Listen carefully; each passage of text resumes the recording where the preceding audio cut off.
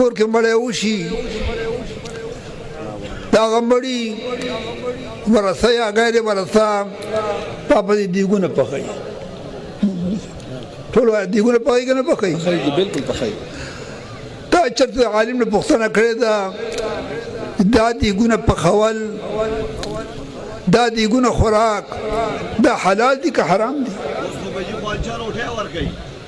دا حلال دي که حرام؟ کور باندې دا روټۍ ورکول دیګونه پخول ډېرې خوږې وریجې وي ولې ډېرې خوږې وریجې زه طالبان ته یم ډېرې خوږې وي هلم راوړه لږ یې وخوري بیا هلمه نورې پسې راوړه وایي که نه وایي هلم ډېرې خوږې وریجې وي ګورې خو دا وریجې بالکل حرام دي او د حدیث معلومیږي طالب رحمت الله لیکلي دي که ښکلي کله خلک د 2-3 ورځو دا کلیپ په د سوشل میډیا باندې چلیږي او دا شی ماحود چې مشهوره داسې ده چې د ټوله زندگی د رسول الله صلی الله علیه وسلم د احادیثو د درس او تدریس کې تیره کړه. نو د ټولو نه خو اول نمبر دا ده چې څوک زندگی د چا د پاره تیره کې او پس کې تیره کې نو په هغې کې هغه ته رب ذوالجلال ډېر لوی مهارت ورکړي. نو اول چې کله دی د حضور صلی الله علیه وسلم تذکره کوي هغه درود شریف الفاظ په داسې انداز باندې وي چې یو خو مکمل نه وي بل چې یو عام زمیدار سړی هم درود شریف وي نو تقریبا د هغه الفاظ به د الفاظو نه دا بسمي. او بیا چې کله د خپلو اکابرینو د حضرت شیخ طحانوي هغه سره بیا رحمت الله علیه ډېر په ادب او ډېر په احترام سره خو چې کله د رسول الله صلی الله علیه وسلم تذکره کوي نو هغه درود شریف داسې لانډې بوچي وي چې هغه په خوله باندې نه راځي. دویم نمبر دی دا مسله بیانې چې د مړو پسې چې کوم خیراتونه کیږي نو دغه د هغې خوراک حرام دی. نو اول نمبر خو که دا حرام شي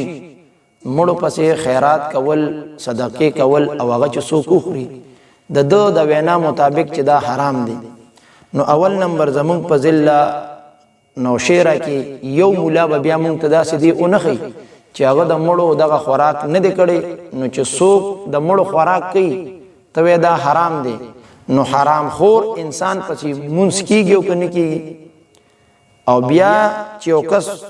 وایي چې دا حرام هم دی او بیا یې خوري هغه ورته جایز وایي حرام ته حلال وایي نو آیا داسې انسان پسې مونځ کیږي او که نه کیږي؟ دریم نمبر ضروری خبره دا ده چې زمونږ د اهل سنتو دا عقیده ده چې مړو پسې خیرات او صدقات او دعاګانې کول دا یو جایز یو درست عمل دی. څوک چې دا نه مني چې مړو پسې خیرات او صدقه او دعا کول دا جایز نه دی نو دا معتزله دي په دې باندې زمونږ د علم کلام کتابونو کلام کړی دی په صریح او واضح الفاظو سره چې معتزله دا نه مني. بل د دې صاحب بدقسمتي دا ده که زه ووایم چې د ده عمر ډېر تیر دی او لږ پاتې دی کمزور شوی دی نو تقریبا زما د سوچ مطابق 14% د ده دا ځای کار کوي او نور کار نه کوي ځکه چې ده په دې بیان کې ویلي دي مړو پسې خیرات او صدقات د هغې خوراک دا حرام دی. دا یو بل کتاب دی د ده پکې بدقسمتي هم دا چې مجموعة الرسائل فی تحقیق المسائل 3 نمبر جلد دی په دې کې مستقل ټاپک لګېدلی دی چې مړو ته د ایصال ثواب د مسلې تحقیق او په دې کې بیا یو ټاپک لګولی دی چې د مړي په کور کې خوراک کول هیڅ باک نه لري. په دې کتاب باندې د په خپله باندې تقریض هم کړی د دې تصدیق هم کړی دی پکې په تقریض کې لیکلی دی چې دا یو ډېر اهم او زبردست او هره مسله کې زبردست تحقیق هم کړی دی یعنی د دې کتاب تعریف هم کړی دی تقریض هم پې کړی دی تصدیق هم کړی دی او بیا په دې کې روایتونه وړو چې حضور مبارک په خپله باندې د یو جنازې نه واپس راتلو د دغه کور چې کومې زنانه خاوند وفات شوی دغه زنانه په خپله باندې حضور مبارک ته طعام تیار کړی حضور مبارک هغه طعام په خپله صحابو ته حکم کوي چې دا تاسو وخورئ خپلو کې تقسیم کې. په دې سلسله کې بیا نور احادیث او روایتونه ذکر کړي دي. نو اوس دا صاحب هلته په بیان کې وایي چې دا خوراک کول حرام دي ټول خلک هم ورسره ناست دي. دلته دې صاحب ته وایي چې ستا دا تحقیق چې د مړي اوله دویمه درېمه باندې چې څوک دا خیرات نه مني وایي دا د معتزلو یو سازش ته په دې باندې ساده عوام دوکه کوي نو دا خو ته دلته کوم دې ته د سخت کې چې دا جایز دی او الته کې وی چې دا حرام دي نو هغه ته چې کوم د معتزله کما نهج او طریقه ده اخو تلته د خلکو مخ کې خپل بیان او دلته چې بیا ته کتاب دینو د دې کتابم صفت کې الته پاغه طرف روان نو ستمون هغه خبره ته خو وایو کدی ته وایو او زمون خو بیا خپل زمون بد قسمتي دا چې کله مونږ خبره کوو نو بیا خلک کوئی دي زمون شیخانو پس خبره کوي دي زمونږه کابرینو پس خبره کوي اوس اغل ته کتابه حرام دي دلته کې ودا جایز دي الته ته د دې خوراک حرام دي ناروا دي